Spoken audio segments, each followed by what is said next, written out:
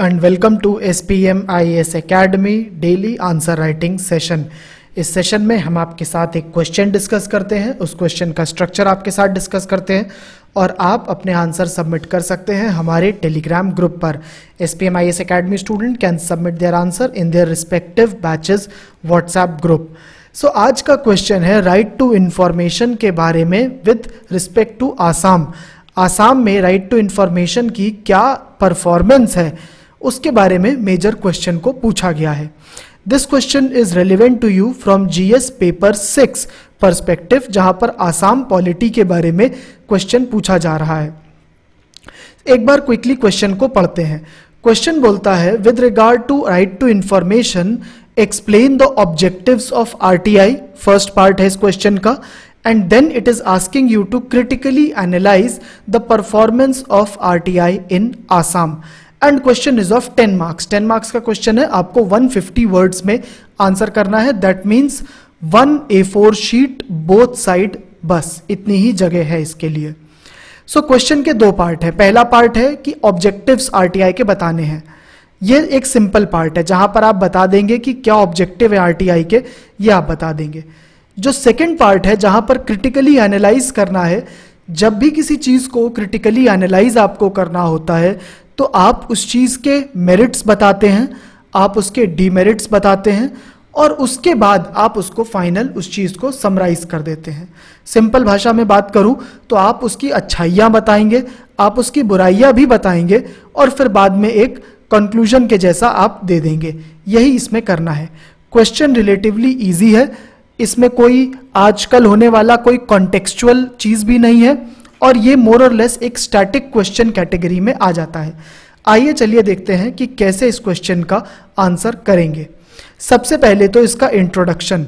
यहां पर I will advise you कि आप एक सिंपल सा इंट्रोडक्शन ही कर दें, इंफॉर्मेटिव इंट्रोडक्शन टाइप का वैसा ही आप कर दें। Because this question is not from any context, तो कोई कॉन्टेक्स्ट आपको डालने की जरूरत भी नहीं है। कुछ अगर आपके पास फैक्चुअल डेटा हो तो आप डाल सकते हैं, अदरवाइज फैक्चुअल भी आप बहुत ज्यादा यहां पर नहीं डालेंगे। मोर ओवर आसाम के कॉन्टेक्स्ट में ही क्वेश्चन है तो आपको बहुत ज्यादा फैक्ट शायद मिल भी ना पाए आसाम लेवल पर RTI की परफॉर्मेंस को लेके या आसाम की किसी और चीज के साथ रिलेट करके। इसीलिए कीप इट सिंपल और सिर्फ एक सिंपल इंट्रोडक्शन के जैसा आप डाल दें that right to information act was brought in 2005 with the objective to bring transparency and accountability in governance. Very simple introduction. Introduction के साथ बट जरूरी है आप कुछ और भी बातें बता दें अबाउट राइट टू इंफॉर्मेशन। जैसे आप एक छोटा से स्कीमा में बता सकते हैं कि कैसे राइट टू इंफॉर्मेशन काम करता है। If somebody who wants to seek any information, if they want to seek information from state government, तो उनको स्टेट गवर्नमेंट ऑफिस में जो पब्लिक इंफॉर्मेशन ऑफिसर है उससे जाकर के एक प्रिस्क्राइब्ड फॉर्मेट में उनको इंफॉर्मेशन मांगनी होगी। वो इंफॉर्मेशन के लिए जो फीस है वो 10 रुपए की फीस होती है, वो इंफॉर्मेशन मांगी जाती है। अगर ये पब्लिक इंफॉर्मेशन ऑफिसर इंफॉर्मेशन देने से मना कर देता है या फिर इंफॉर्मेशन देने में देर कर देता है या फिर गलत इंफॉर्मेशन दे देता है या फिर ज्यादा पैसे मांगता है, 4 कंडीशन है। इंफॉर्मेशन देने से मना कर दिया, गलत इंफॉर्मेशन दिया, ज्यादा पैसे मांग लिया या फिर किसी और तरीके से उसने इंफॉर्मेशन नहीं दी। In all such cases appellate authority के पास that user is allowed to go, वो एपेलेट अथॉरिटी के पास जा सकता है। और अगर यहां से भी उसकी प्रॉब्लम नहीं सॉल्व होती है तो स्टेट गवर्नमेंट का जो स्टेट इंफॉर्मेशन कमीशन है वहां पर जाकर के अपील कर सकता है।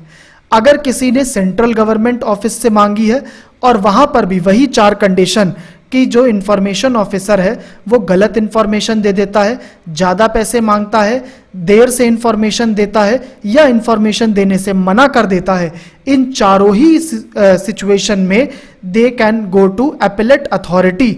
और अगेन अगर वहां पर प्रॉब्लम नहीं सॉल्व है तो सेंट्रल इंफॉर्मेशन कमीशन के पास जा सकता है कोई। ये आप एक छोटे से फ्लो चार्ट के थ्रू दिखा दे, उसी से काम हो जाएगा। दिस इज बीइंग जस्ट, ये आप इसलिए करेंगे, ये कोई आंसर के लिए रेलिवेंट नहीं है ये कुछ ऐसा नहीं है कि इससे आप समझा पा रहे हैं कि आंसर में क्या होना है, ये बस इसलिए है कि आप थोड़ा सा आरटीआई के बारे में बता दें एग्जामिनर को भी, अदरवाइज आपका इंट्रोडक्शन छोटा हो जाएगा। इन केस आपके पास कुछ इंट्रोडक्शन है जिसमें आप कोई बड़ी बात लिख सकते हो, आप इनोवेट कर सकते हो, तो आपको ये सब करने की जरूरत नहीं है। आगे चलते हैं, देखते हैं ऑब्जेक्टिव्स क्या होते हैं आरटीआई के। क्वेश्चन का जो फर्स्ट पार्ट है अब उसको आंसर कर रहे हैं। क्वेश्चन में बोला गया है एक्सप्लेन करने को, तो आपको लेमैन लैंग्वेज में बिल्कुल सिंपल बातें ही लिखनी पड़ेंगी। पहली बात बोली जा रही है कि आरटीआई का ऑब्जेक्टिव है करप्शन को कम करना। इसको थोड़ा सा एक्सप्लेन कर देते हैं कि देखिए करप्शन कैसे कम होता है। जब लोगों को अपने जो भी सरकार काम कर रही है उसको हाईलाइट कर पाएंगे, उसमें जो सरकारी काम कर रही हैं, लोग उस काम में होने वाली जो गलत चीजें हैं उनको हाईलाइट कर पाते हैं, तो अपने आप करप्शन कम होने लगता है। आपको पता है आरटीआई के थ्रू अगर इंफॉर्मेशन लेकर के मीडिया में लोग रिलीज कर देते हैं तो सबको पता चल जाता है सरकारें क्या अच्छा कर रही हैं, क्या बुरा कर रही हैं, और उससे करप्शन कम हो जाता है। ये तो हुआ पहला ऑब्जेक्टिव। दूसरा ऑब्जेक्टिव है पार्टिसिपेशन बढ़ जाता है डेमोक्रेटिक प्रोसेस में।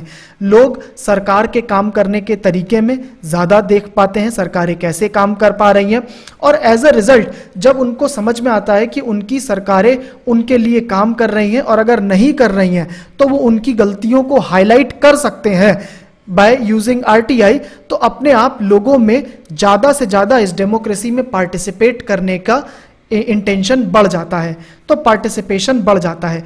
ये सारी ही चीज़ें आप में से जिन्होंने भी गवर्नेंस पढ़ रखा है मेंस के लिए, वहाँ पर आपको पता है कैसे ये चीज़ें होती हैं।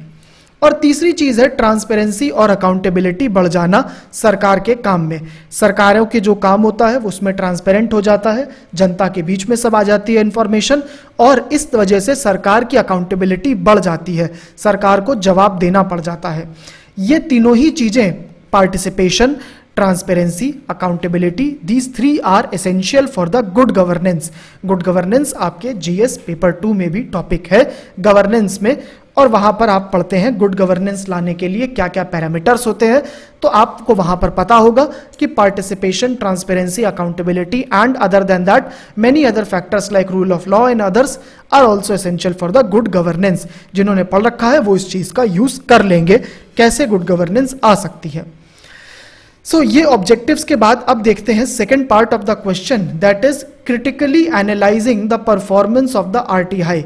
As I have told you, critically analyse करते टाइम आप किसी चीज के मेरिट्स देते हैं, डीमेरिट्स देते हैं, और फिर फाइनल आपका कंक्लूजन आप देंगे। देखते हैं यहां पर क्या डीमेरिट्स हैं। देखिए पहला डीमेरिट है आरटीआई का आसाम में कि आरटीआई एक्ट में बोला गया है कि ये सरकार की जिम्मेदारी है कि उसको आरटीआई को प्रमोट करना है और पॉपुलराइज करना है जनता के बीच में, लेकिन आसाम सरकार ने इस बारे में कोई मेजर कदम नहीं उठाया है। आसाम सरकार ने तो ऑनलाइन आरटीआई को लेकर के भी कोई कदम नहीं उठाया है। यही मैंने यहाँ पर 5th पॉइंट लिखा है। आप अगर देखेंगे सेंट्रल गवर्नमेंट में, यूनियन गवर्नमेंट में अगर आपको आरटीआई डालना है तो ऑनलाइन प्रोसेस है and it is very simple. Appeal करना भी सिंपल है, डायरेक्टली उस अपील को फॉरवर्ड करना to central information commissioner is also very simple, that is online process. But Assam सरकार even though it has given a link, website की एक link दे रखी है, लेकिन आप उस पर क्लिक करें तो उस पर कुछ काम ही नहीं होता है, वो लिंक तक नहीं एक्टिव है। तो इसका मतलब है आसाम सरकार ने इस बारे में अभी काम नहीं करा है regarding the promotion and popularising of the RTI, इस पर काम नहीं करा है। इवन दो आरटीआई एक्ट बोलता है कि यह आसाम सरकार की ही जिम्मेदारी है कि वो अपने यहाँ पर इसको पॉपुलराइज करें, पहली बात। दूसरी बात, इसमें आप 1st पॉइंट और 5th पॉइंट को मर्ज करके भी लिख सकते हैं। दूसरी बात, आरटीआई का यूज ओवरऑल आसाम में लो है compare to national average, that is understood. RTI इसीलिए लो है क्योंकि पॉपुलराइज नहीं किया गया है, लोगों के बीच में अवेयरनेस नहीं है, उनको पता भी नहीं है आरटीआई के लिए कैसे करते हैं, क्या अप्लाई करना होता है। एज अ रिजल्ट ओवरऑल जो यूजेज है वो लो है। थर्ड थिंग, आरटीआई जो कुछ भी आसाम में यूज होता है वो पर्सनल कॉजेस के लिए होता है, पब्लिक इंटरेस्ट में नहीं होता है। लोगों के अपने अगर कुछ पर्सनल ग्रीवेंसेस हैं, सपोज किसी ऑफिस में किसी का कोई काम नहीं बन रहा है, उसकी कोई फाइल अटकी है, कुछ काम पर अप्रूवल नहीं हो रहा है, सरकारी काम फंसा है, तो वो आरटीआई के थ्रू इंफॉर्मेशन निकालने की कोशिश करते हैं। ऐसा नहीं है कि ये यूज गलत है, ऐसा नहीं है कि आरटीआई इसके लिए नहीं बना है, लेकिन अगर कोई चीज पब्लिक इंटरेस्ट में होती है, जनता के लिए डायरेक्टली होता है, तो उसमें ज्यादा से ज्यादा लोगों को अवेयरनेस आती है, लोग ज्यादा समझ पाते हैं कि कैसे उस चीज का यूज करके बेटर काम करा गया है। इसके बाद एक और पॉइंट है, विमेन एप्लीकेंट्स बहुत ही कम है, only 2% of the total applications are by women, that is very low. तो ये सब कुछ प्रॉब्लम्स हैं आरटीआई की आसाम में। आगे देखते हैं क्या मेरिट्स हैं, what are the good things. पहली चीज तो ये है कि आसाम में जो भी आरटीआई क्वेरी होती है उसका बहुत जल्दी रेजोल्यूशन हो जाने लगा है अभी हाल फिलहाल के कुछ सालों में। इसका हमें सबसे बड़ा एविडेंस मिलता है कि 2014 में 8000 पेंडिंग केसेस थे, आरटीआई की क्वेरी सॉल्व नहीं हुई थी, बट बाय 2019 1200 ही रह गई। इसका मतलब आसाम में आरटीआई बहुत जल्दी लोगों की क्लोज करी जाती है, बहुत जल्दी इंफॉर्मेशन फर्निश करी जा रही है, which is a good thing कि सरकार बहुत प्रोएक्टिव है। दूसरी बात है कि सिटीजन एम्पावरमेंट और पार्टिसिपेशन भी इंक्रीज हो चुका है डेमोक्रेटिक प्रोसेस में because of this RTI process. तो ये दो कुछ मेरिट्स हैं आसाम में आरटीआई प्रोसेस के। अब इन दोनों के बेसिस पर आप एक कंक्लूजन डाल सकते हैं कि आरटीआई एक बहुत ही ज़रूरी टूल है सिटीजन के लिए, और उसके थ्रू वो जो उनकी पॉलिटिकल लीडरशिप है उसको वो अकाउंटेबल कर देते हैं, उसकी अकाउंटेबिलिटी सेट कर देते हैं। तो ये बहुत ज़रूरी है कि आरटीआई को हम और पॉपुलराइज करें और हर किसी के लिए एक्सेसिबल होना चाहिए आरटीआई। ये एक इसका सिंपल सा आप कंक्लूजन कर सकते हैं। बस आज की क्लास में इतना ही है। Thank you.